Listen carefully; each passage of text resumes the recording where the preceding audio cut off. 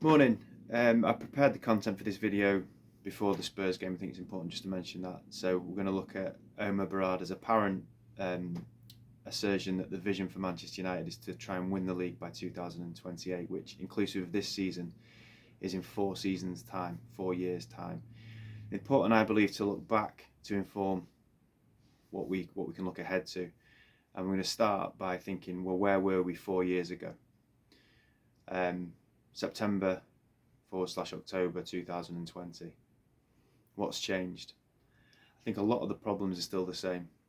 The players have changed quite a bit. We've got a new manager, a lot of coaching staff in terms of turnover of coaching staff, but the playing style wasn't vastly different.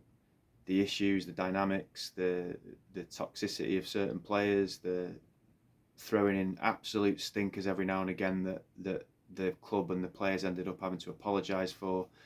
If you looked at post-match analysis from Carragher, Neville, Keane, around that sort of time, they'd be saying very similar things to what they're saying now. So we have not moved on. In fact, we've probably regressed. If you look at league position, we were doing okay league position-wise back in 2020. We've regressed as a club in that time, despite bringing in a manager who was supposed to help us to progress. And of course, we're 10 months into football people, to some degree, having football control of the club. Now, obviously, they've not had long, so you have to caveat what I've said with that, but I don't think it bodes particularly well when you look at where we were 4 years ago to now. Can that level of change, to go from where we are now to winning a league, happen? It can, but it needs aggressive, ruthless, cutthroat, radical change. And I haven't seen anything in the 10 months, 9 months that Ineos have been here to suggest that there's an appetite for that.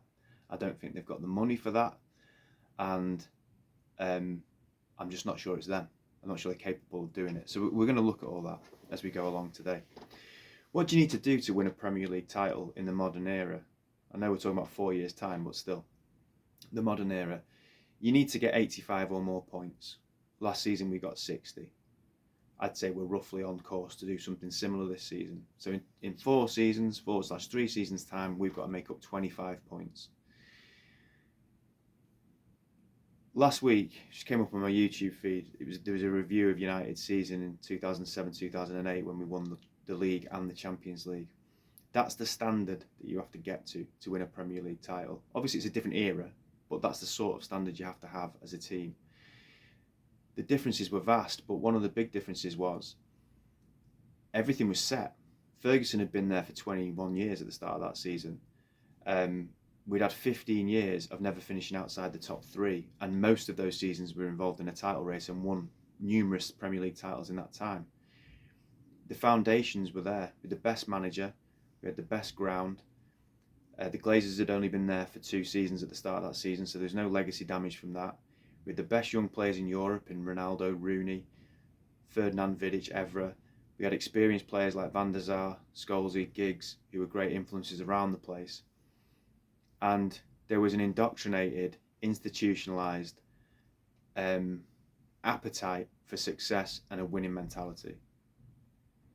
So, of course, you've got a chance then of doing what they did that season. You look at our team now and how far away from that we are.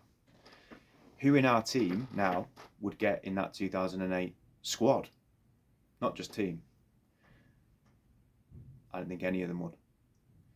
Who in our team now would get in current day Arsenal or Man City's team? I don't think any of them would. I think there's a couple that would get in the squads of those teams, but of those clubs, but I don't think they get in the team. So we're absolutely miles off it. It seems unlikely you're going to make that up in 4 years, given where we are now. Let's look at it a slightly different way. When we won the league in 1993, we hadn't won it for 26 years. So 4 years prior to that, was there any signs that it was coming, that a Premier League title was coming in 1989? No. 1989 was a real low point, the autumn of 89 for Ferguson, because it was the time when City beat us 5-1 and people were calling for his head. Hindsight's an amazing thing though, isn't it? But I can look with hindsight now and say that despite the struggles in 1989, in that team, we had Hughes had come back from Barcelona, a young, very young Lee Sharp, Brian McClare was already there, Steve Bruce was already there, Brian Robson was already there, and we added Pallister and Ince. So we had 7 players there, we wouldn't have known it at the time, that were going to form a fundamental part, some more than others, but a fundamental part of a title-winning team 4 years later. More than that, the season after 92-93, when we won the double in 93-94, those players were part of that as well. For me, the best team I've seen, best Man United team I've seen, 93-94. So the core of a title-winning team was there. You could go further and say Danny Wallace, Neil Webb, Mike Phelan were all part of the team in 1989 and were part of the squad in 92-93, but it's fanciful to include them really because they played a very minimal part in the title. Let's look at now. Pick 6 players, pick 7 players from our team who are going to be part of a title-winning team in 4 years' time. It's difficult, I know, but I don't think you could pick any. At a push, I'd say the 2 young boys, I'd say Garnacho and Mainu. But Garnacho, I think by that point, will be at Real Madrid.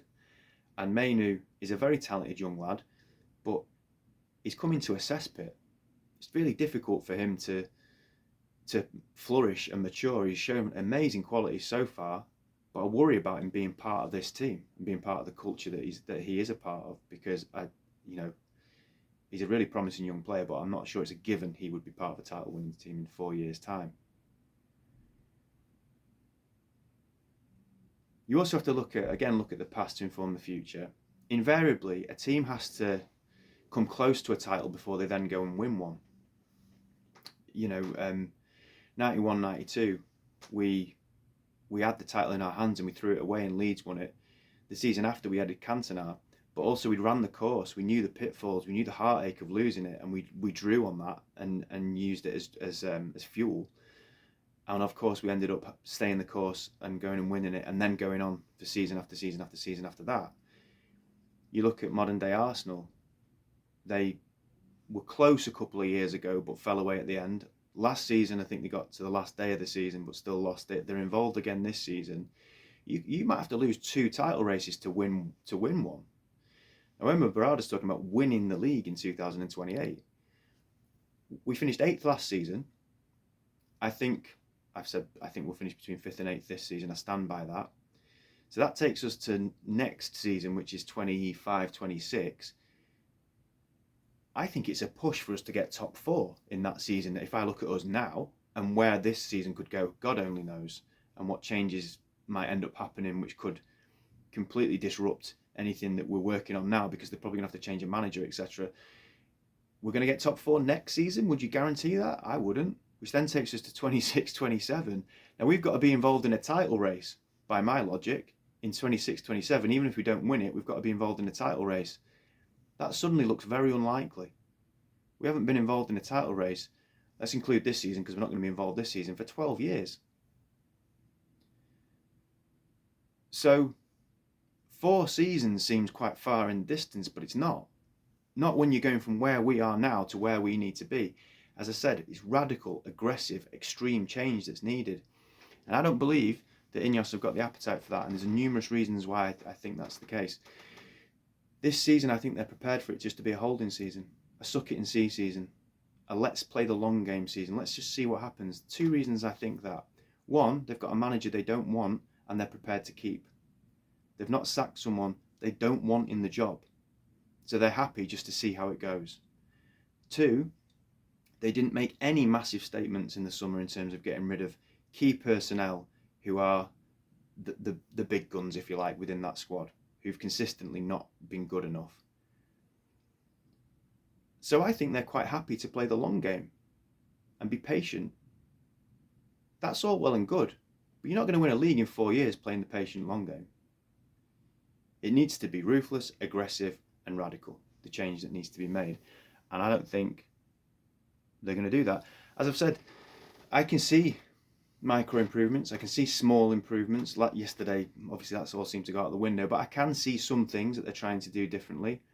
Winning the league in 4 years is not based on micro improvements, it's based on significant change.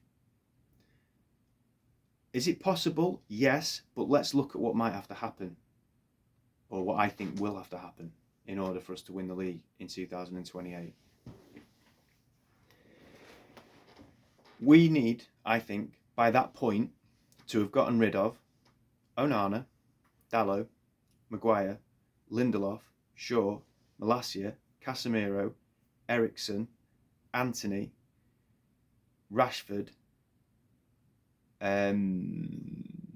Xerxes, probably, unfortunately, and by that point Bruno. So there's 12 players that we need to get rid of in 4 years, but it's 3 transfer windows, because there's 3 summer transfer windows we've got to do that in.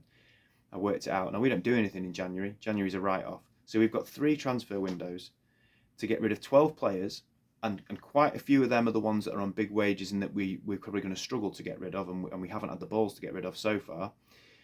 We're going to have to get rid of 12 players, but not just get rid of 12 players, replace them with better players, which is going to cost a lot of money and need an awful lot of scouting and expert in terms of recruitment and things like that, and then embed them and gel them into the squad. Now, bear in mind, I've not mentioned De Ligt, Martinez, Ugarte. Garnacho might have gone to Real Madrid. I'm giving them a free pass. There could be more that leave or we need to get rid of, but I'm saying at least 12, and then you've got to replace them with better players, and then they've got to integrate into a squad.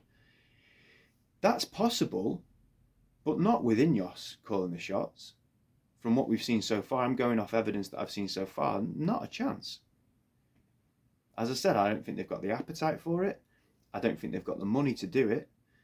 And I'm not sure they've got the people in the room that are good enough to be able to do that kind of thing. So I love an ambitious vision. I think it's important to have goals. I think it's important to set high expectations. But when you look at where we are now, comparative to winning a title in 2028, and all the evidence I've just put forward there, without radical, aggressive, cutthroat, extreme change, that's not happening. Glazers out.